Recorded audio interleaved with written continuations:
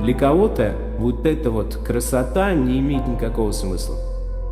А кто-то вот этим всем восхищается и чувствует в данный момент себя счастливым человеком.